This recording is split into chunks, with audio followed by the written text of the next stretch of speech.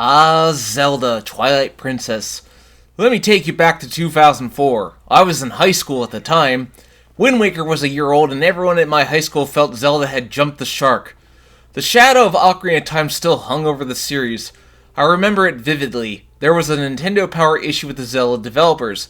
They mentioned they went with the cel-shaded style because it fit a younger Link. But when asked with the question of whether or not it would fit an older Link, they said they'd have to rethink the graphic style. There was also a silhouette of an older Link, so people wondered what that meant. E3 2004 was upon us. It was then that Reggie first took stage. He introduced himself.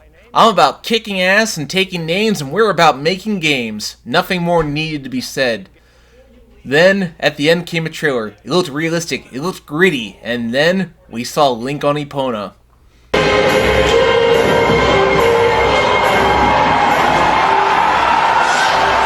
I swear that was the moment that created E3 moments.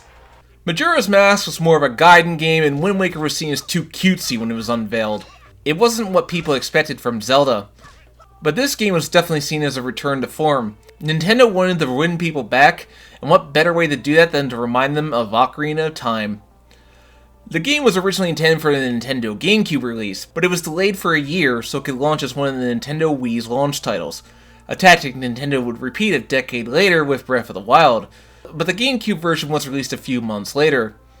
Because people like to use Wiimotes with their right hands, and with Link traditionally being portrayed as a left-hander, Miyamoto had the entire game flipped to reflect that. The art style of Twilight Princess often gets a lot of flack these days, but think back to when it came out. Harry Potter and the Lord of the Rings were huge back then, and no doubt Nintendo wanted to emulate that sort of realistic fantasy style for Zelda. Speaking of which, if there's ever a live-action Zelda, it should be filmed in New Zealand where the Lord of the Rings movies were filmed. It's only appropriate. But what I will say about the original release is that visually, yeah, they have not aged well. I spent about an hour in each version. They tend to suffer from real as brown. Just because you're going for realistic graphics doesn't mean you can't have colors.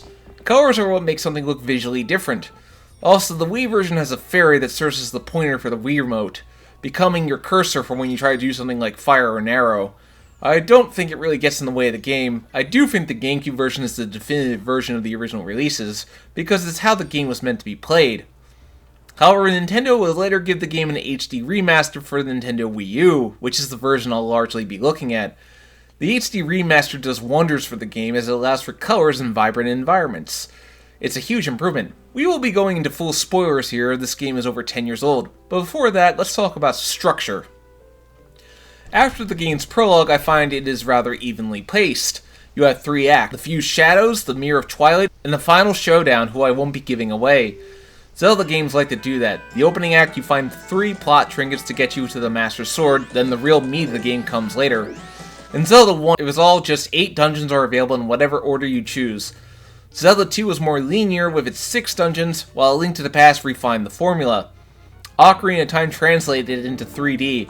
As for The Legend of Zelda Twilight Princess, well, did you like Ocarina of Time? That's pretty much what this game tries to remind you of. But it does put its own spin on things, so it's not a total rehash. We'll get into the game as we go through it. I think this game has a rich and diverse line of characters, and the writing is among the series' best. But we'll cover that in more detail throughout this video, so here we go. Let's tackle The Legend of Zelda Twilight Princess. We open with our hero Link sitting by a waterfall with his mentor, Russell.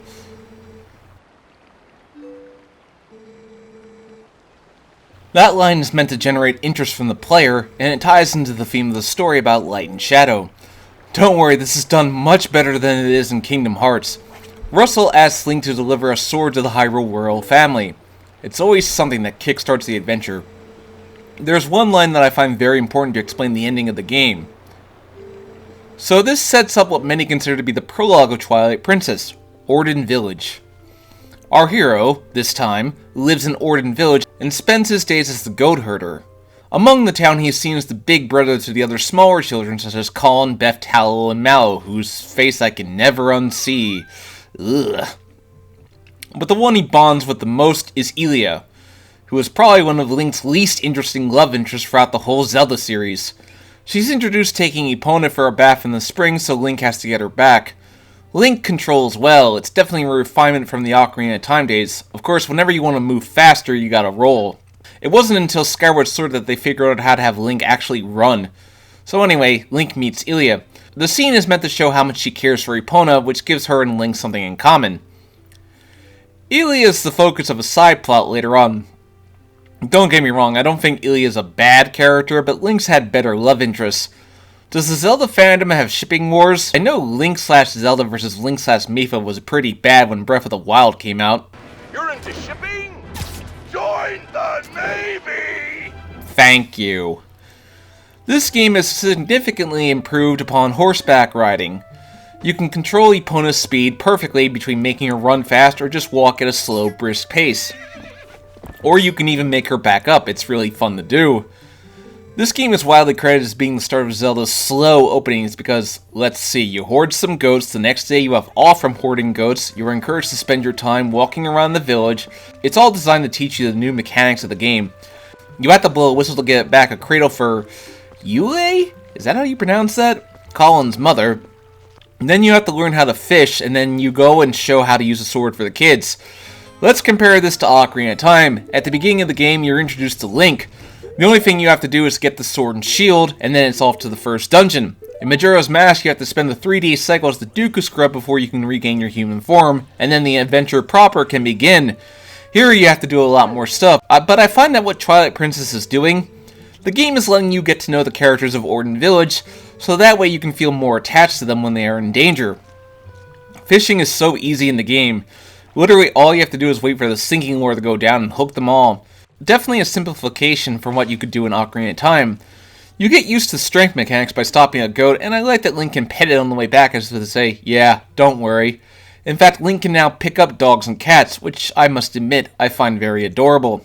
After all, this does get into one of the themes of the game, which we'll get into later. The slingshot is back. The slingshot has always just been an inferior bow and arrow, and that's especially pronounced here because once you get the bow and arrow, you'll never use the slingshot again. I think it's just here because it was an Ocarina of Time. The wooden sword, I guess that's a nod to the original Zelda where you start off with a wooden sword. The sword combat is pretty much unchanged from the last few 3D Zeldas, just reteaching you the basics. Then the monkey appears and Talo gives chase. This is done to set up Link having to use Epona to later set up the conflict between Link and Ilia. You know, that's just how it goes. Like Wind Waker, Twilight Princess opens you up to the combat and the same basic strategies apply.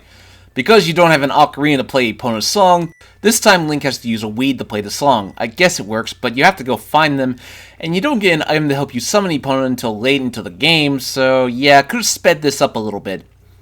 Talo and the monkey are saved, but Russell has been made aware of the situation. This scene is meant to show Russell as kind of the protector of the village of Link serving as the big brother. Colin is the kid who gets the most character development. One difference this game has with its heart pieces is that opposed to the usual 4 pieces, Link must collect 5 to fill a container.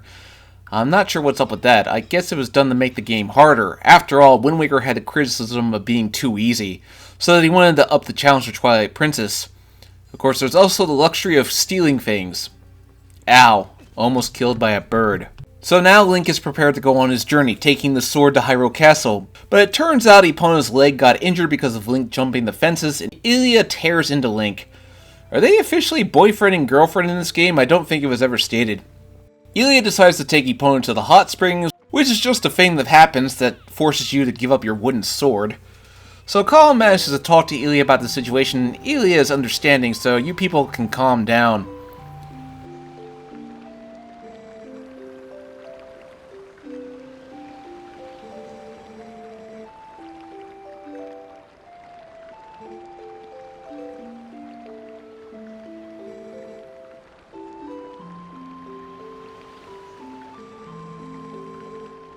But as befalls, it's not that simple.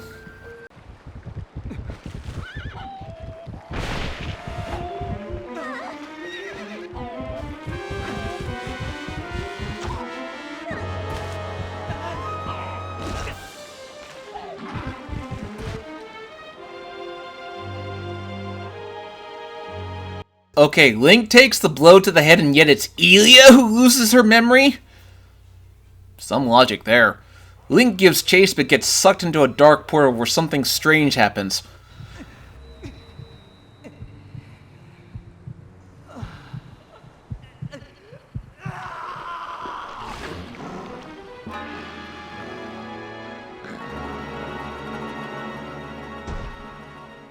I remember when that was first shown off in a trailer, the audience went crazy. So yeah, that's the big mechanic of Twilight Princess. Link can turn into a wolf. We'll cover the wolf in a second. The most important thing from this scene is that here we meet Midna. Midna has got to be one of the most well-developed characters in the Zelda series, and I'll cover why, but at the beginning she is very condescending towards Link. But she sets Link free while still being kinda, well, not very nice. Not to mention her speech is very pronounced. This section of the game is designed to introduce you to the wolf form. Wolf Link can do things regular Link can't do, such as digging through dirt to get to passageways, or using his senses to see when something is going on. Midna rides on the back of Wolf Link like an unwanted passenger, even treating Link like he's some kind of pet. Wolf Link's way of attacking enemies is by using his mouth, because what else can he do? Midna also allows Wolf Link to jump across huge gaps, so Midna serves a purpose beyond just giving you hints like the fairies from the Nintendo 64 games. Eventually, through some puzzle work, Link finds his way outside. The Twilight Realm looks visually bleak and dark, and that's definitely intentional. I really hate fighting these Twilight birds because Wolf Link has to leap at them, and if you miss you will fall from a huge height. Never fatal in Zelda until Breath of the Wild, that is. It's becoming pretty obvious just where we are. It's Hyrule Castle, which means Zelda is right around the corner. When we first meet Zelda, we see she's wearing a dark cloak to mourn the death of Hyrule. This Zelda has a comparatively lesser role than previous Zeldas did, but it's no less significant. The flashback where we see Zam for the first time is really ominous and dark and sets the mood well.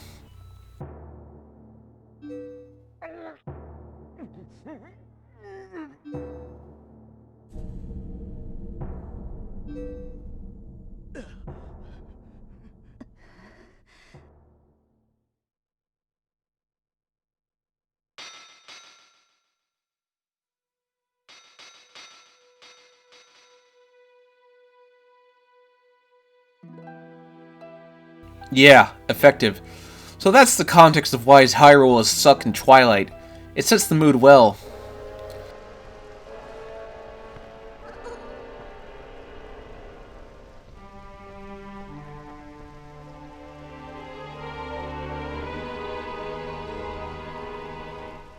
I gotta say, I really do love Zelda's design in this game. It's one of my favorite looks for her. Why is Zelda still a princess? Shouldn't she be queen at this point? And yes, I know the story is she was going to be coronated as queen, but Zan's attack kept that from happening. So whatever the case, Midna teleports Link to Orden Spring, where you must finally get the sword and shield. Geez, took about an hour and a half to get to that point. Ocarina of Time and Wind Waker wasted no time in getting you the sword and shield, but in this game, yeah, it takes a while. Majora's Mask has you start off in Dooku form, which is to make the player uncomfortable in an uncomfortable land. But what this serves the purpose of doing is now Link is in a different form in a familiar land. All his friends treat him like he's no better than a monster. But he can talk to animals. That's a good thing. It's here that Link has his first fight with the Shadow Beast to save the Orden Spirit from getting its light taken.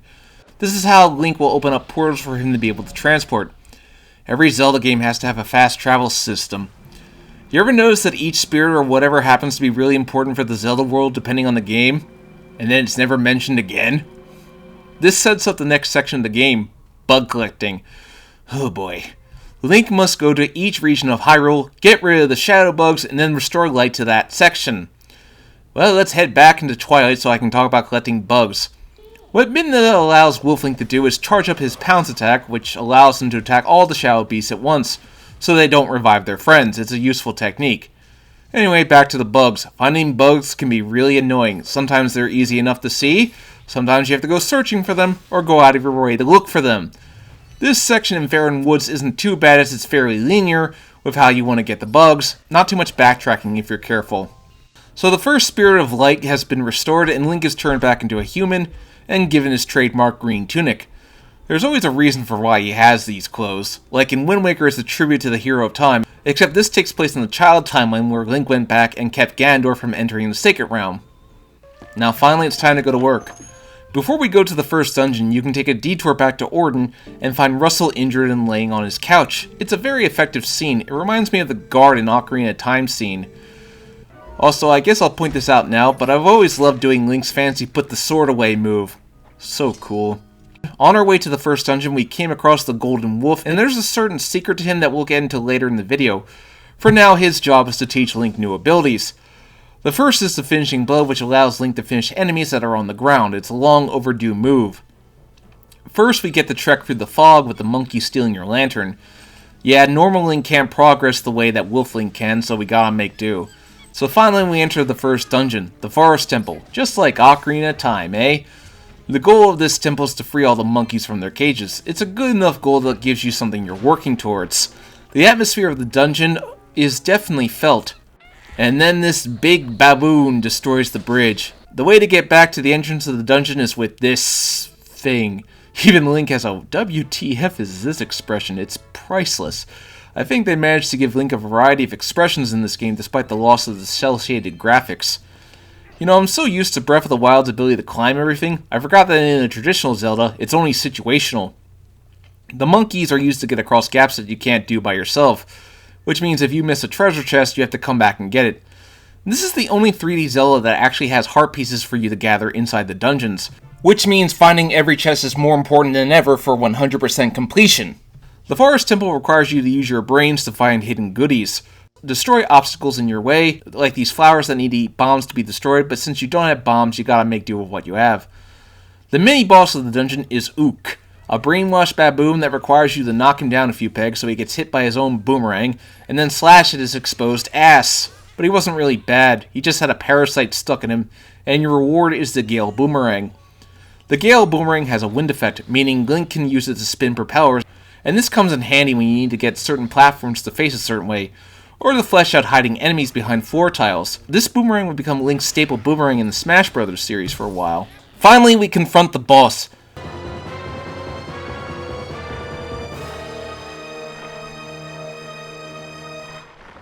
Dia Baba, that's quite the name. Hey, we have boss subtitles again! I missed those from Wind Waker. The goal is to use the Gale Boomerang to destroy the two heads to summon the main one. From there, the only way to damage it is with help from Ook. You see, I like this as it provides a continuous narrative to the dungeon. I like when there's a story in the dungeon. Knock it down, slash the eye with the sword, and then when the prompt comes up, deliver the coup de grace.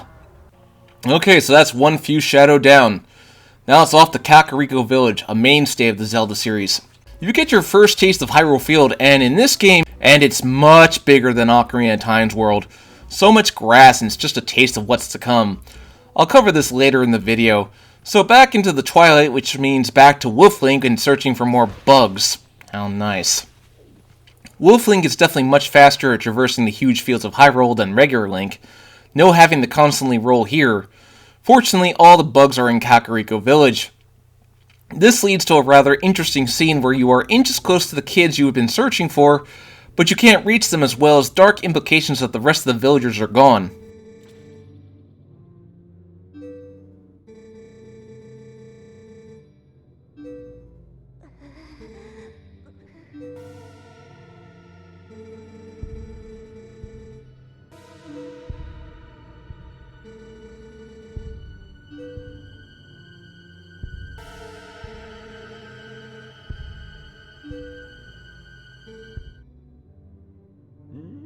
Well, what this scene really does is highlight Colin's character growth.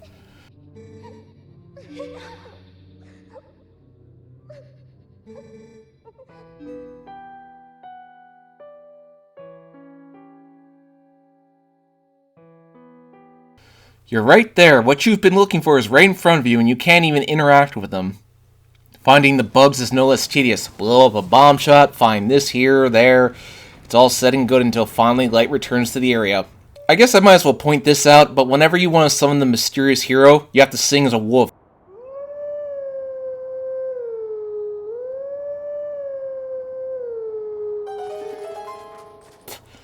Not the best way to do it, but I guess it works. Link is finally reunited with the kids, and he meets Renato and his daughter Luda. Renato goes on to be a major supporting character in a side quest later. So now Link must head up Death Mountain to the Goron Mines, just like in Ocarina of Time. Of course, you can't go to the mountain because the Gorons are hostile. Fortunately, Renato knows a way Link can get up there, but he has to go back to Orden Village. Fortunately, it's at that moment that Epona decides to return. How convenient. These fields were clearly meant to be traversed on Epona. So when you get to Orden Village, I really do encourage you to tell the rest of the villagers that their kids are alright. It really adds a sense of relief to them. After what is a tougher than I remember minigame to knock Mayor Bo off the platform, you get the iron boots. Thankfully, they're just an item that you can equip, which means it's just the push of a button. But when Link returns to Kakariko Village, tragedy ensues.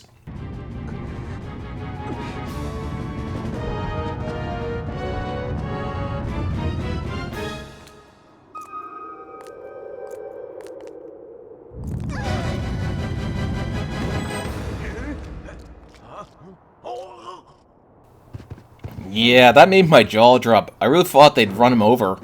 But Link's on the way to save the day. Thus begins one of the best sequences in Zelda, horseback fighting. Link can now use his sword while on Epona, a change that I can get behind. The battle is tense and dramatic. It's the first of many fights with King Bulbin. The confrontation on the bridge has got to be one of my favorite Zelda fights ever, especially knocking him off.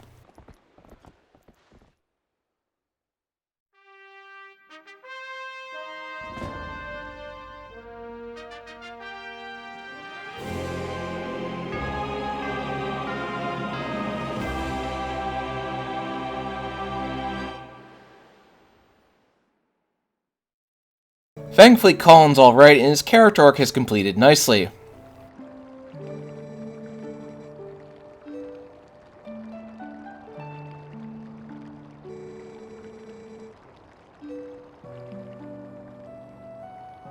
Link may not be able to talk, but that doesn't mean he can't influence other characters' development. So finally, you make your way up Death Mountain. The new shield attack allows Link to stun the Gorons and get on top of them. It's always an adventure getting to the dungeons in this game. After another sumo match, Link finally enters Goron Mines. The second dungeon of the game. It's like a mix of Dodonko Cavern and the Fire Temple. Lava everywhere. You have to use the iron boots for many things in this dungeon, such as stepping on heavy switches or using them to defy gravity, which always looks pretty cool. Make sure you get the Highland Shield for this dungeon. Never breaks, never fails. Don't fall in lava, like an idiot. The big thing about this dungeon is gradually getting pieces of the big key. Every time you reach a room, you get a key shard. I guess that's a continuous narrative. What's cool about Goron Mines is that sometimes you have to fight while upside down, which can be a little hard to get used to. I guess I should point out that the Wii U version of the game allows you to collect stamps that you can post on Miiverse. Not that that really matters now since Miiverse is defunct. Sad times. The mini-boss of the dungeon, Dangara, is fought on a large metallic circle, which means you better have your iron boots on. The goal is to carefully slash your way around its defense and then throw him into the lava. I like this fight because it's a straight-on duel. Link always has to fight things that are bigger than he is. Of course, he realizes you're not an intruder, so he could have avoided all this. So you get the bow, which means goodbye slingshot, never need to use you again. The bow and arrow really allows you to play sniper by taking out enemies from afar and using it to cut ropes. It's a nice tool. Finally, we confront the boss, Pyrus. What you have to do is shoot the jewel on his forehead and then pull on his chain with the iron boots on, get in close and slash away. I remember this guy was in the trailers.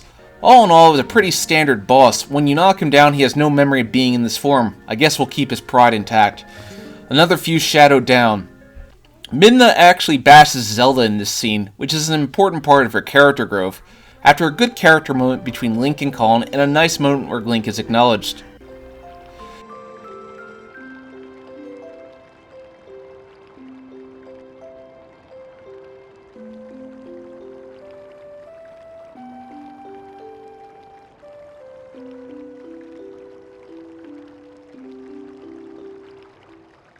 It's off to the final Twilight area of the game, and the largest one yet. Before we go there, I managed to get bombs, and in this game you can combine your bombs with your arrows to create bomb arrows. It's a nice little touch. This Twilight area has you finally go to Hyrule Castle Town, where Elia is tending to a sick Zora child. But you have to find the spring, so off to Lake Hylia. You have to free the Zora from being frozen with a huge molten rock, but before you leave you get a visit from the Zora Queen, and she reveals that she was murdered by Zant. That's quite dark. It's what gives Twilight Princess a bit of a sad feeling to its story. Tragedy already happened, and now all you can do is try to right the wrongs. You have to do a minigame where you fly on the giant bird, which is very easy to exploit, by the way. But you have to go all over the map just to find all the bugs. Before, they were largely self-contained. Here, you gotta explore. Then, when it's all said and done, you have to go all the way back to Lake Hylia to fight the big bug. Yeah, couldn't let it lay. You had to get one last big battle in, didn't you? Fortunately, I find the battle to be pretty easy, so finally with that done, no more bugs to kill! and there was much rejoicing. The final light spirit gives Link a vision to show how the Twilight were banished to the Twilight Realm, and it's a very disturbing scene.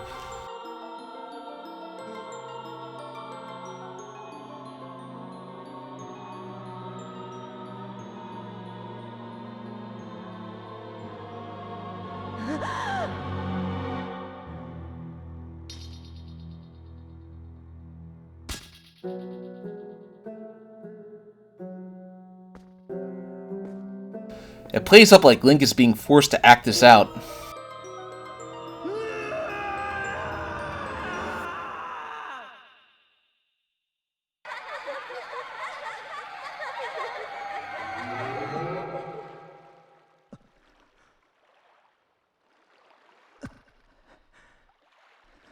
Look at that, we can go fishing in this lake now. So calm and peaceful, you need a break from all that madness.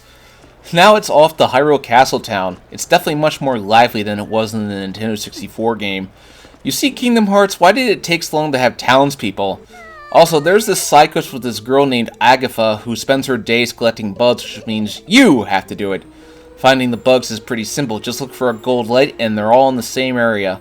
She really increases your wallet size, which is duly needed in this game. Here's where I think Twilight Princess opening really came through, because when Link and Ilia finally meet after so long,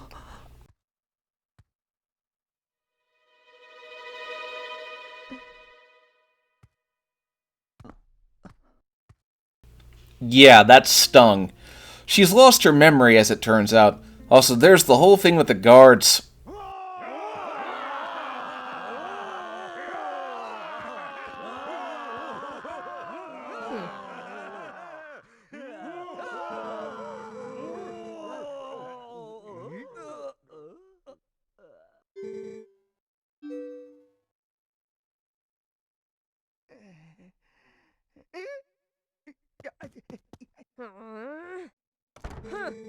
You know, I've always wondered why the guards in Hyrule never help Link. Now I know why. So this leads into another horseback battle of Link on Epona protecting Ilia and Telma to save the Zora child. It's a fairly short drive, even though you have to make sure the carriage doesn't catch fire, or it won't follow the path. What follows is another tender scene where Renato helps the Zora child recover, but the pain of losing his mother is still there. The game is good at tender, heartfelt moments. Thanks to the Zora Queen, Link gets the Zora armor, which allows him to breathe underwater, and we can finally enter the Lake Bed Temple. Go down to the water with the iron boots. Again! How novel. The Lake Bed Temple is of course this game's water temple, and it's much better than the one in Ocarina of Time, mainly because you don't have to change the water level 500 times. Link can now drop to the bottom of the water with the push of a button, and Link can actually swim with this Zora armor on. It's a nice addition. Not only that, but Link can actually use his sword while underwater. The Lake Bed Temple is a puzzle as it requires you to use these switches so Link can release the water and allow him access to new areas. This game introduces water bombs, which are exactly what they say they are. Bombs that can go off while they're underwater. What's annoying about the Lake Bed Temple is that there are certain areas that you can't access unless the water is flowing, meaning, like all Zelda dungeons, this whole thing is a massive puzzle. Lots of backtracking in this dungeon. I mean, the whole point is to make your way through where you can, and then go back to where you have the tools to progress. Going up these slopes and then sliding down them, letting the river take you, it's actually kind of fun. But after traversing several underwater corridors, you find the mini-boss, the Dooku Toad. Boy, is it ugly. It's also easy to predict with its falling shadow where it's going to land. Once that's done, you get the claw shot, and I love the claw shot. It latches on the targets and allows Link to target vines. It's very useful. So after much traversing and filling up the water, it's time for the boss battle against Morpheal. This feels like something they wanted to do with Ocarina of Time, but couldn't due to the technical limitations. I like using the Iron Boots and Claw Shot in combination to damage the eye. Then after you beat the tentacles, you have to swim around and get on top of him, where Link will automatically stab his sword into the eye. But the process can be tedious. I managed to beat him with just a quarter of a heart left. If that's not clutch, I don't know what is. So finally, all fused shadows are attained. The quest seems to be over, but then, out of nowhere, Zant shows up. Geez, took your sweet time, didn't you? Zant really pulls out all the stops. He immediately turns Link back into a wolf and has Midna at his mercy. Zant is really characterized as a deadly serious villain here, which makes what happens later all the more interesting. It's intentional misdirection.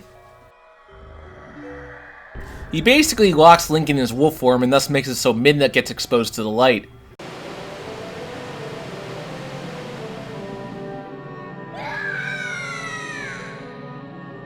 So now Wolf Link must get back to Hyrule Castle, but everyone sees him as a monster, even though he's a wolf.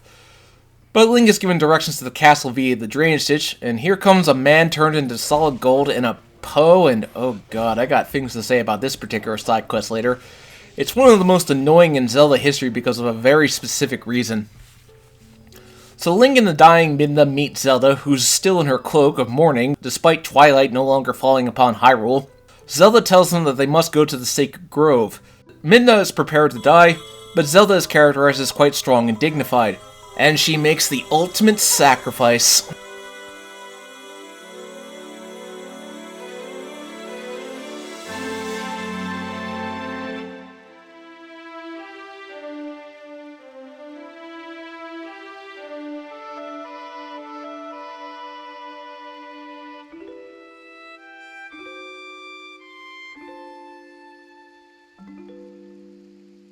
Yeah, that kind of stunned me.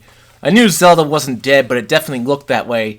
And the palace is trapped in a golden pyramid, but nothing we can do about that now, so it's off to the Sacred Grove, a nod to A Link to the Past. The Skull Kid is a nice touch. I'm going to assume that this isn't the Skull Kid that we met in Majora's Mask. The puzzle with the statues is a little annoying.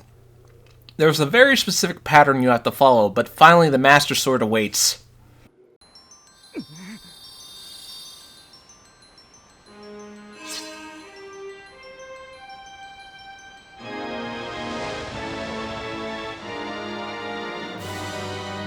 With this, the game really opens up. Link can now switch between his human and wolf forms at will, and it's welcome.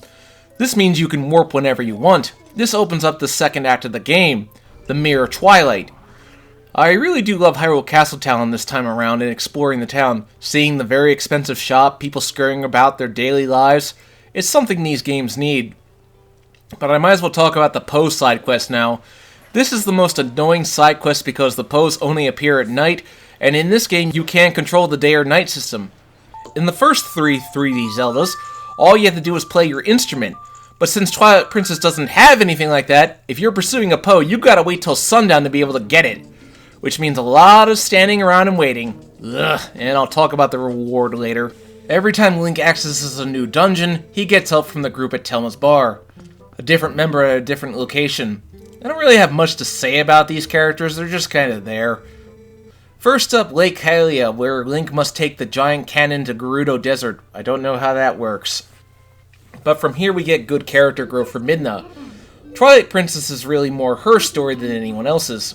I mean, Link is important, he's going through the motions and such.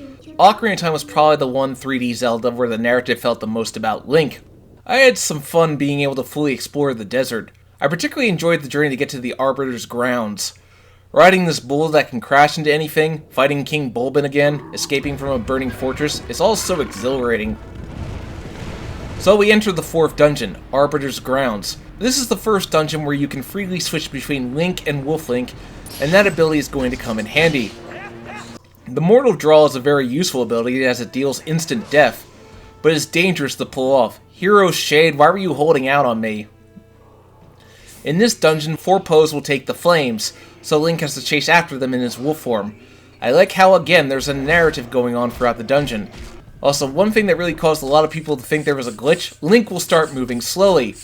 Yeah, this wasn't a glitch. If you turn into wolf form, you'll see that something's attached to you. Impressive, really. I find the Arbiter's Ground to be one of the most intricately put together puzzles of the game. Keeps you on your toes. The mini-boss of the dungeon is the Death Sword. That's a bit on the nose, and he's honestly really easy. He'll circle the room, but it's nothing a good bow can't hit. Then slash him with your sword 3 times and he'll go down. But the item you get, the spinner, is one of the coolest items in Zelda history. Link will ride the spinner and go up and down pathways that are set. Being able to traverse through the tight passageways looks so cool. When you finally make it to the boss room, you find Zant waiting for you. He decides to sick the dungeon boss on you rather than kill you himself. Yeah, I could kill you, but I'll just get you next time. Classic bad guy trope. Star-Lord, the boss battle, is actually a really fun boss battle since it mainly involves using the spinner. The first phase takes place in a circle. You have to destroy its spine so you can knock it down. Sub-Zero would be proud. Once you reduce it to a head, it becomes a thrilling uphill battle where Link must hit the sword on its head. So far, this is my favorite boss battle in the whole game. This game has got to have some of the best fights in the series so far. So Link and Midna finally reach the top, but the mirror is shattered and the sages appear and tell Link of the true villain behind the plot.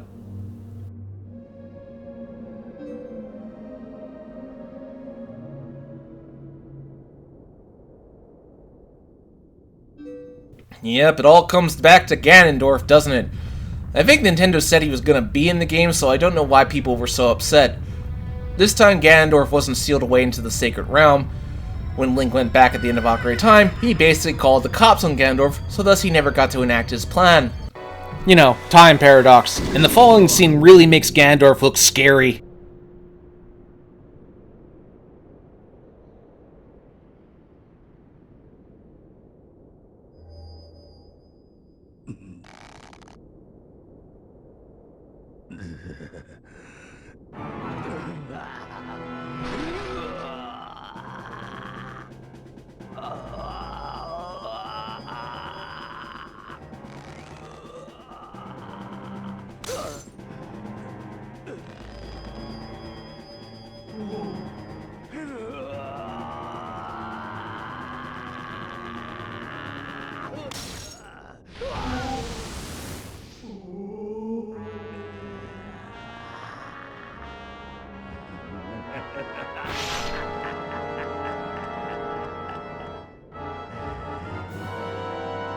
The sages themselves are so terrified of him, even after he's gone.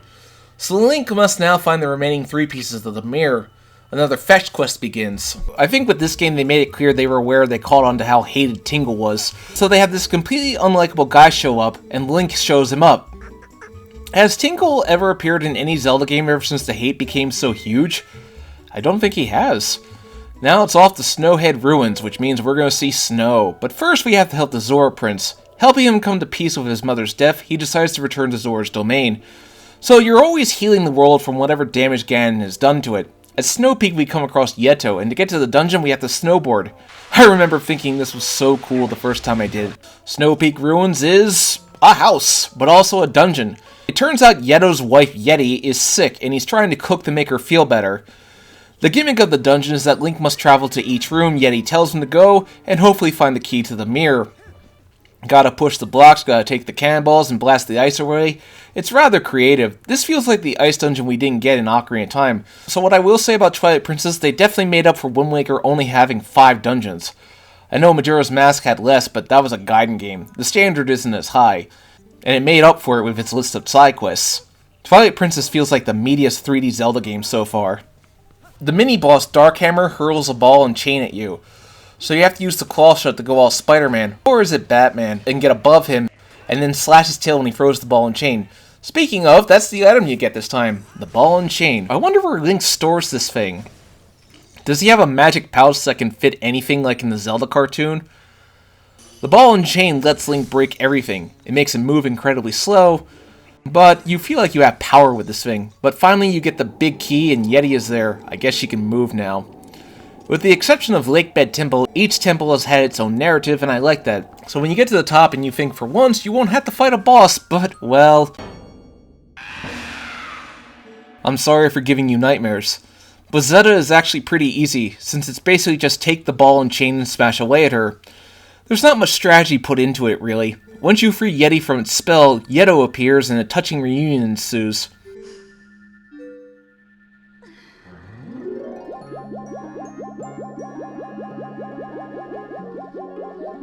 You know what I don't understand, Chuck? I don't understand love. Who does? So that's 2 pieces of the mirror down, 2 more to go. Have to go back through the Sacred Grove and fight the Skull Kid. Again. Whatever. So back at the resting place of the Master Sword, Link puts the sword back in the pedestal, and a door opens, and Link goes back to the Temple of Time. This place used to be the Temple of Time? Ooh, continuity! This explains how the Master Sword could be in the Temple of Time and in the Lost Woods in A Link to the Past. The temple degraded over time. What you see is all that's left of it. Too bad they then had to reveal that A Link to the Past and Twilight Princess don't take place in the same timeline, but it's the thought that counts. Although this doesn't explain why the Master Sword was in Hyrule Castle in the Wind Waker, but I guess that was just for convenience. Anyway, Link then activates a secret staircase taking him up to a level of the Temple of Time never before seen. Oh, so this is where Navi went at the end of Ocarina of Time. Bit of a missed opportunity here, but I feel Navi should have shown up at this part. Would have given some closure to that Find Navi quest. The Temple of Time revolves around going up the temple, dealing with inanimate statues that typically don't remain inanimate. I like using the bow and arrow to open new passageways. I like the design of the Temple of Time, it looks really cool. The Darkness is the mini-boss of the dungeon. You have to break away its armor, and there's much more to it this time. Much improved over the Wind Waker Darknuts.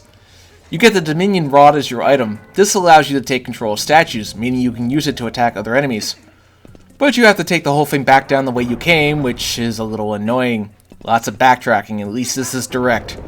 The whole point is you're supposed to put the statue with the other one so the path to the boss can be unlocked. The boss is Arma Goma, a tougher version of the typical Goma boss.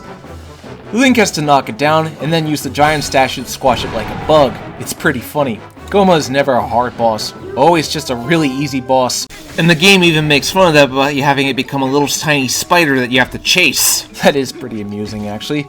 So 3 pieces of the mirror down, 1 to go. Before we go to the final dungeon, we must address Elia's memory. Can't leave that loose end unresolved. Then we have to go to the sky. Basically, getting Elia's memory back is a long stretch throughout Hyrule.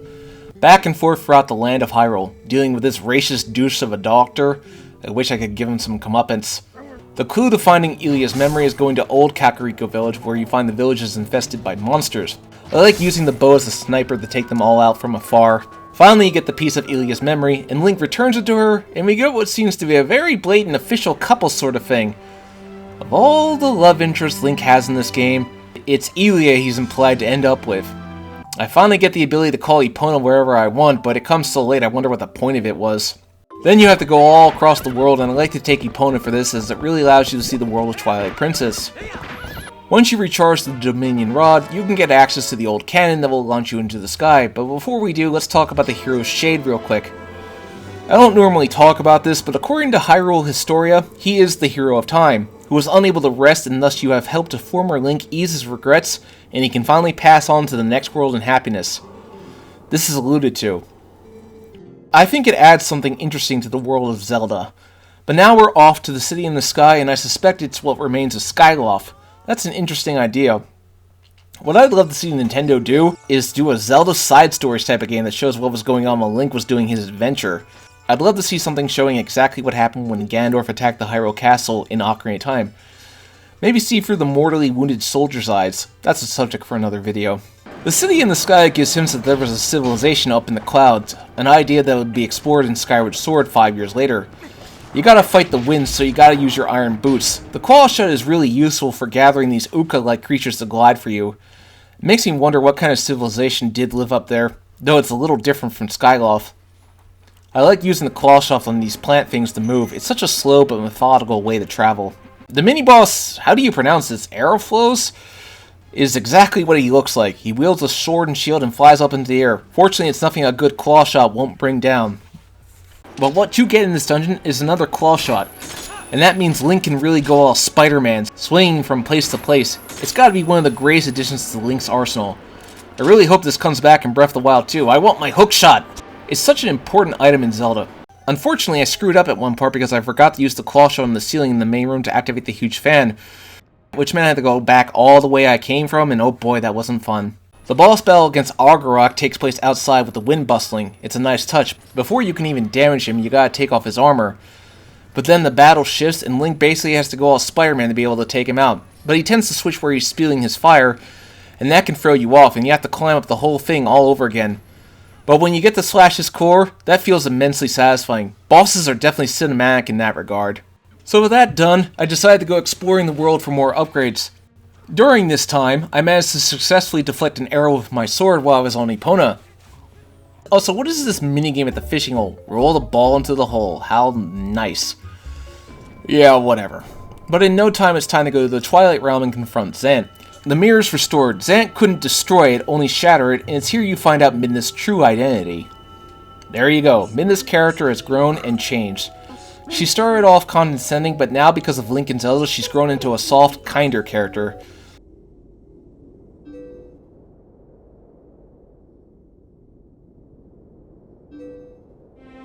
She even admits that she didn't care what happened to the World of Light originally, but now knows that she must save both. So with that, it's off to the Twilight Realm. The Palace of Twilight has corrupted members of the Twilight, so helping them is a requirement. The Palace of Twilight definitely looks the part. It's filled with surprises, mist that turns you back into a wolf. The main goal is to get the Orbs of Light, and you have to avoid them getting caught by the hands, which are like the floor masters of this game. Once Link powers out the Master Sword into the Light Sword, he can swipe away any Twilight, truly becoming the hero of Twilight. All in all, there's not much to this dungeon. Its only purpose is to get you to finally confront Zant. It is here that Zant shows his true colors. You think he's a generic bad guy, but here... yeah, it turns out Zant is a madman. I actually legitimately like this twist, as it gives Zant some character that he didn't really have before. As it turns out, Ganondorf posed as a god to make Zant his puppet. Typical Ganondorf, always finding whatever pawns he can get. And now the only thing left to do is to destroy Zant. Nintendo really went all out on Zant's boss battle. He's an anagram of all the previous bosses you fought before. All the while Zant going mad and the music becomes much more intense throughout. It really adds to the feeling of Zant becoming more and more insane as the fight goes, because he cannot believe that this mere boy is defeating him. Once he's finally beaten, Midna kills Zant by popping him like a balloon. There are worse ways to go, I suppose. So the only thing left to do is to go back to Hyrule Castle, but first let's do the Cave of Ordeals. The Cave of Ordeals is a long, arduous journey, and you need to make certain items to be able to get further. The Great Fairies in this game are, wow, like, almost naked. Definitely topless. Fortunately, using the magic armor, which drains rupees instead of life, is a good thing to have when you get to the bottom, with the really hard enemy placement. Oh, speaking of, I destroyed all the posts and I freed Giovanni. Now he can go back to his girlfriend and...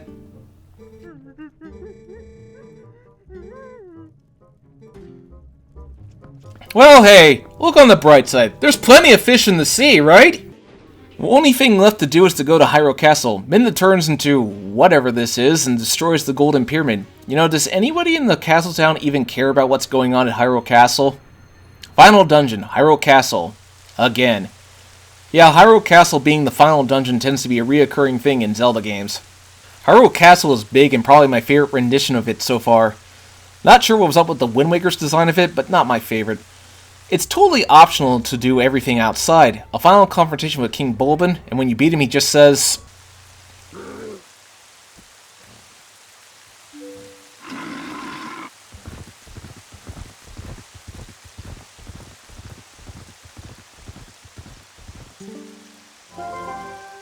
wow, even the lead Fug has character development in this game. This game might have my favorite supporting characters in all of Zelda. They're just so memorable. The inside of Hyrule Castle is dark and depressing and hides many enemies. This definitely gives the feeling of finality. One day I'd love to be able to go to a fully explorable Hyrule Castle in a 3D Zelda that has people in it and isn't infested by monsters. Make it happen, Nintendo. There's this scene where the group at Tellen's Bar save Link. I could have probably handled that myself, but okay, sure, thanks anyway. There's no organ playing this time, but you definitely get that feeling when you get to the top. At the top, Link finds Zelda and Ganondorf waiting for them.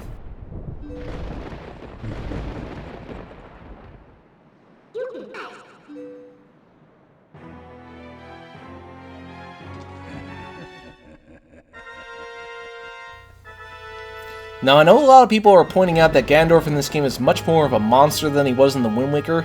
He doesn't have the subtle growth that Wind Waker Ganondorf did, and you know what? That's fine. Think about it. Wind Waker Ganondorf was imprisoned for centuries in the Sacred Realm after having been defeated by the Hero of Time.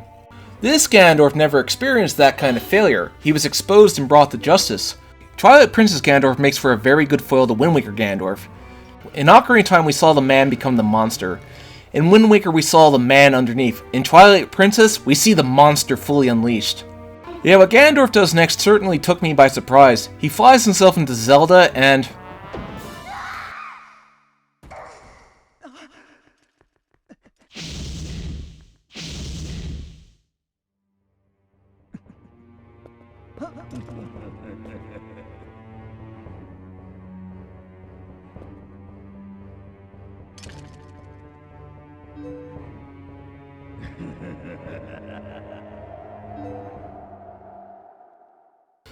The first boss, Zelda, controlled by Ganon. I gotta say, there's quite a twist of the usual formula. The trick is to deflect her attacks back at Zelda Dwarf. You can't strike Zelda physically, that would be wrong. Ganon never learns from this trick, does he? Well, first fight is over, on to round 2.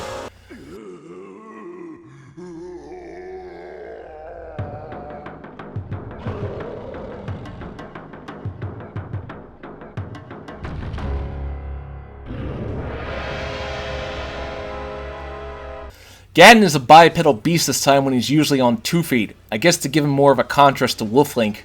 While you can try to fight him as Human Link, you have to fight him beast to beast, and when that's done, the princess is restored.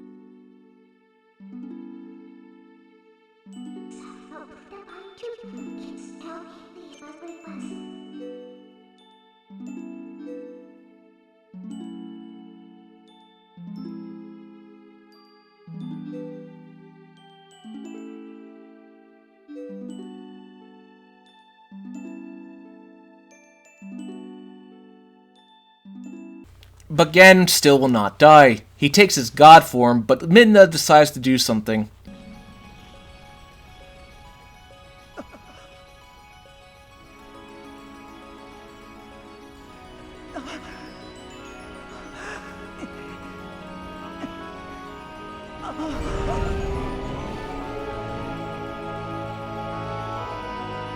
Yeah, I remember getting really scared for Midna at this moment. Link and Zelda are out in the fields and they see Ganondorf crush Midna's helmet. The following scene is tense as Ganondorf races to crush Link and Zelda. But Zelda makes her plea to the gods, and just in time...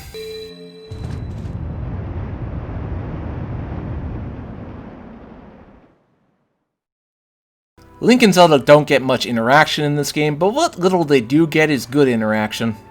So now Link and Zelda are on Epona fighting Ganondorf on horseback. This is actually really awesome. Link and Zelda working together to fight Ganondorf while on Epona is like a dream come true. Ganondorf tries to slash you, but you have to stun him with Zelda's arrows, then slash him. Once you knock him off his horse, the final showdown can begin.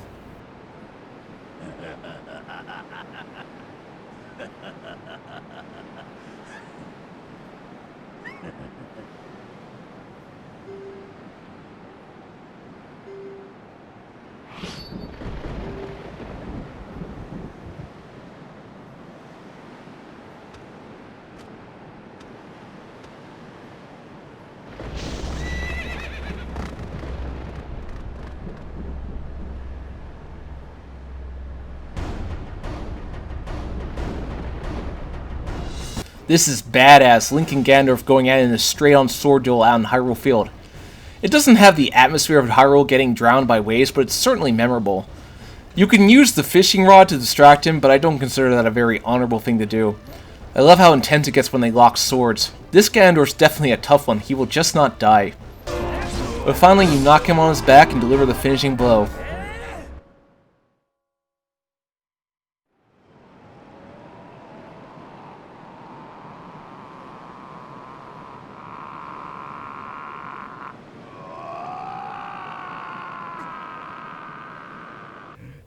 Yet despite that, Ganondorf is still standing even though he has a sword sticking out of his chest.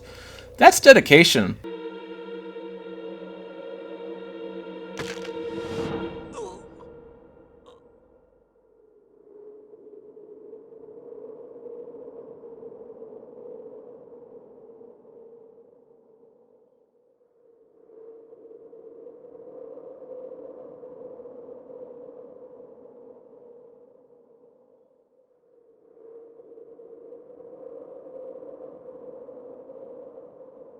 All seems well, but one final surprise.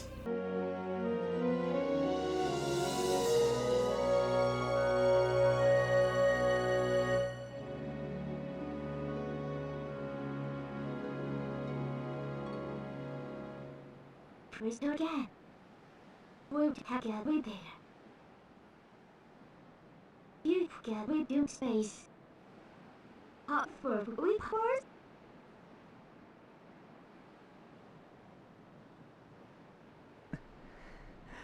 A smile well worth 1,000 words. Twilight Princess brings back the idea that you get to see what happens to the supporting cast after the adventure is over, and I like that in 3D Zeldas. It always feels like something is missing when that doesn't happen. Seeing Colin and the kids go back home, everyone is finally happy. It's enough to put a smile on your face. As for how I can sum up The Legend of Zelda Twilight Princess, what its core theme is, I'll let Zelda say it.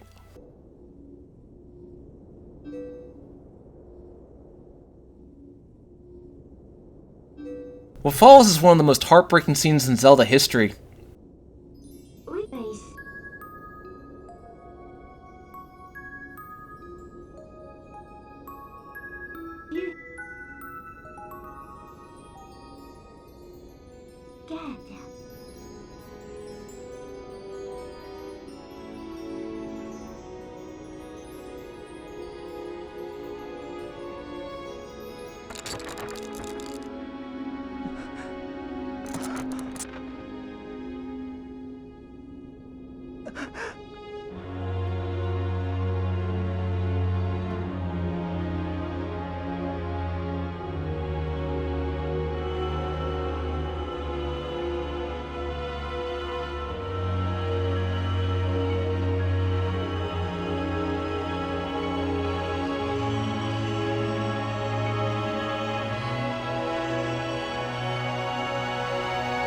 A touch of bitter onto the sweet, eh?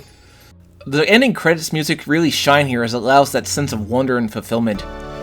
Link is shown leaving Orton Village because I think he realizes that he must see it with his own eyes. Twilight Princess is a very good 3D Zelda. When you get down to it, light and shadow are part of everyone's lives, and we can't live without the other, and this game is a good balance between that.